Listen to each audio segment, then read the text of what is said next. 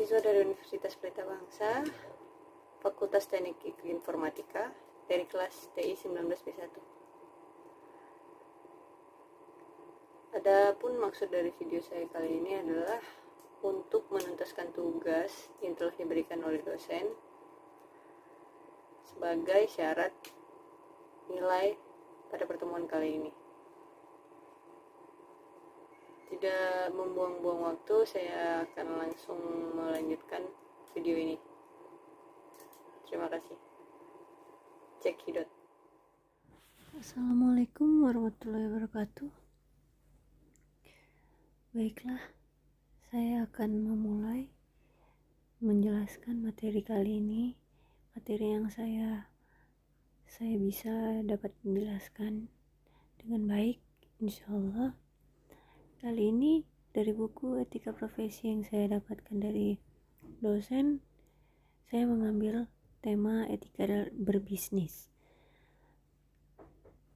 Pada dasarnya etika itu dapat berguna dalam bidang apa saja, karena etika berguna dalam kehidupan kita.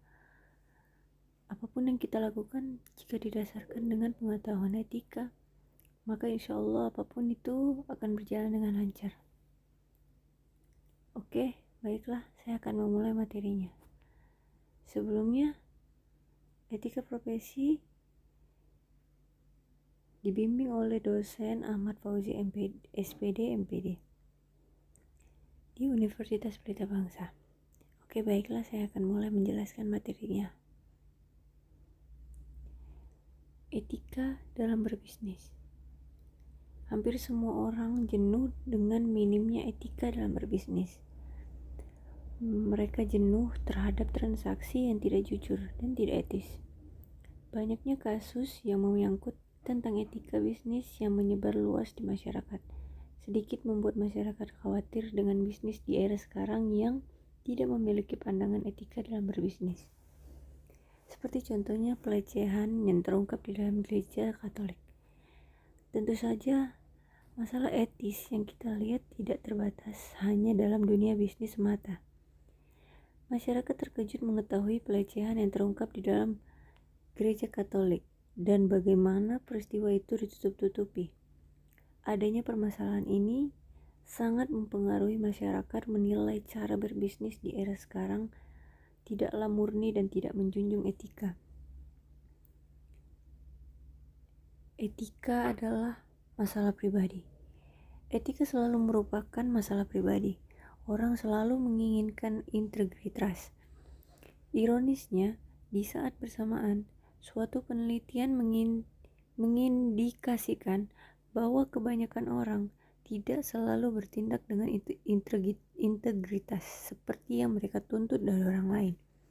Tampaknya mudah bagi kita untuk mendiskusikan etika dan lebih gampang lagi untuk melecehkan orang yang gagal dalam ujian etikanya, terutama ketika kita dirugikan oleh kesalahan orang lain. Memang lebih sulit membuat pilihan etis di dalam hidup kita ketika kita dihadapkan pada pilihan yang tidak enak. Lalu apa tindakan kita? Tujuan etika. Saya ingin menjadi etis. Saya yakin banyak orang pun juga berkeinginan seperti itu. Saya juga tahu bahwa kita bisa melakukan hal-hal yang benar dan sekaligus berhasil dalam bisnis. Menurut Ethics Resource Centers di Washington DC, perusahaan yang bertekad melakukan hal-hal benar, yang mempunyai komitmen tertulis terhadap tanggung jawab sosial dan menjalaninya secara konsisten, terbukti meraih keuntungan lebih besar dibandingkan dengan perusahaan yang tidak melakukannya. Tujuan akhir dari etika bisnis tentu melibatkan keberlangsungan perusahaan. Dalam jangka pendek, perusahaan dengan etika yang baik akan mendapatkan nilai dan pandangan positif, sehingga lebih dianggap sepercaya. Selain itu, berbisnis dengan menggunakan etika akan menciptakan hubungan yang baik antara perusahaan dan karyawan, perusahaan dan konsumen, serta perusahaan dengan perusahaan lain. Hal ini memiliki relasi yang baik. Lalu suasana bekerja akan semakin kondusif dan sportif. Ini menjauhkan perusahaan dari praktik curang dalam lingkungannya sendiri. Adapun kata-kata yang bisa disimpulkan adalah kita adalah manusia yang hidup di era yang sangat rentan dengan etika baik ataupun buruk. Jika kita selalu menginginkan diperlakukan baik, maka lakukan juga hal baik. Namun jika kita tidak berbuat baik, maka jangan berpikir menuntut orang lain melakukannya. Perilaku yang kita lakukan sangat berdampak dengan kehidupan kita sendiri. Maka dari itu, setiap orang sangatlah membutuhkan pengetahuan tentang etika, agar lebih bisa menghargai apapun itu, karena etika adalah dasar dari setiap hal baik. Oke, selanjutnya adalah tujuan utama bisnis. Tujuan utama dalam berbisnis adalah mendapatkan keuntungan secara finansial. Namun, bukan berarti sebuah perusahaan boleh menghalalkan segala cara untuk mencapai tujuan tersebut. Nah, untuk itulah dibutuhkan etika dalam berbisnis. Etika bisnis dapat diartikan sebagai peraturan tidak tertulis sebagai landasan norma dan perilaku yang harus dipatuhi oleh seluruh lapisan dalam perusahaan. Dengan menjalankan etika bisnis yang baik, sebuah perusahaan bisa mendapatkan nilai dan kepercayaan lebih dari masyarakat, negara, dan bahkan kompetitornya. Menurut ahli manajemen Charles W. L. Hill dan Garrett R. Jones, etika bisnis adalah sebuah ajaran untuk membedakan benar dan salah yang digunakan perusahaan untuk mengambil keputusan bisnis dan strategis yang melibatkan masalah moral. Adapun contoh etika yang bisnis yang baik. Anda pernah mendengar bahwa ide satu perusahaan dicuri atau dijiplak oleh perusahaan lain.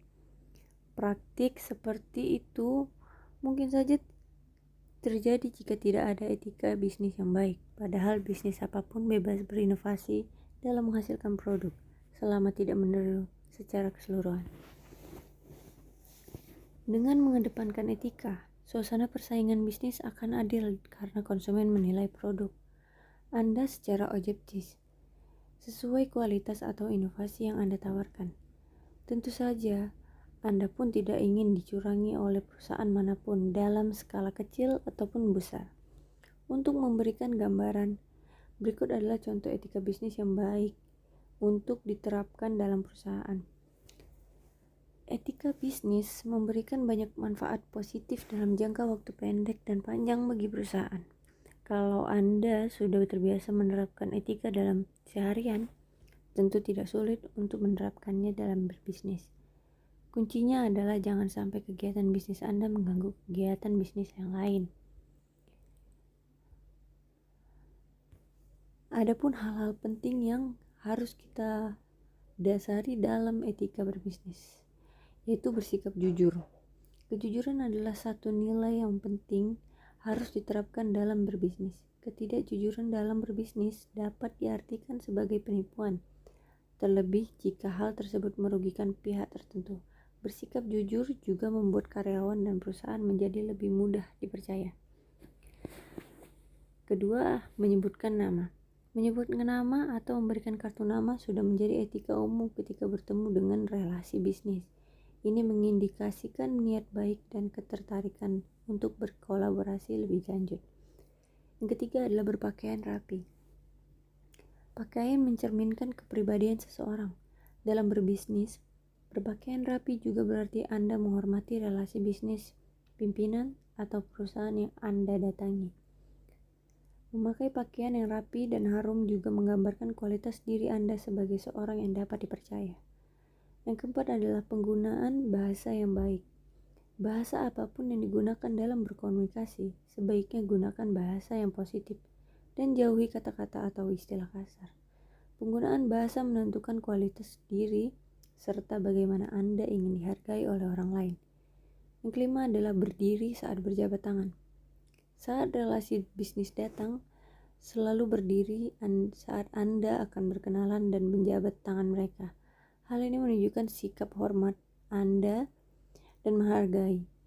Dengan begitu, relasi bisnis juga akan menghargai Anda.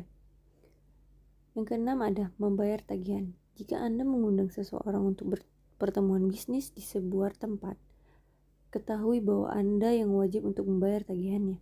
Mengundang seseorang berarti Anda meminta waktunya untuk membicarakan persoalan bisnis. Dengan membayar tagihan, mereka akan merasa dihargai. Yang terakhir adalah mengucapkan terima kasih. Mengucapkan terima kasih secukupnya dan secara formal akan memberikan kesan profesional. Sebaiknya jika diucapkan berlebihan, Anda akan dianggap kurang sopan. Masih banyak etika lain yang bisa diterapkan dalam berbisnis, terutama berkaitan dengan inovasi penawaran, transaksi tawar-menawar, hingga bagaimana menjaga relasi dengan perusahaan lain. Oke. Adapun materi di atas yang sudah saya jelaskan, sedikit saya ambil dari buku yang diberikan oleh Bapak Ahmad Fauzi, dan sedikitnya lagi saya ambil dari pengetahuan saya setelah membaca buku-buku tersebut. Baiklah, terima kasih telah mendengarkan materi dari saya. Lebih dan kurangnya saya mohon maaf karena saya di sini juga masih belajar untuk lebih tahu lagi tentang etika dalam berbisnis. Terima kasih. Sekian materi dari saya. Lebih dan kurangnya saya mohon maaf karena saya di sini juga sedang belajar. Wabillahi taufiq wal hidayah. Wassalamualaikum warahmatullahi wabarakatuh. Tell me pretty lies, look me in the face, tell me that you love me.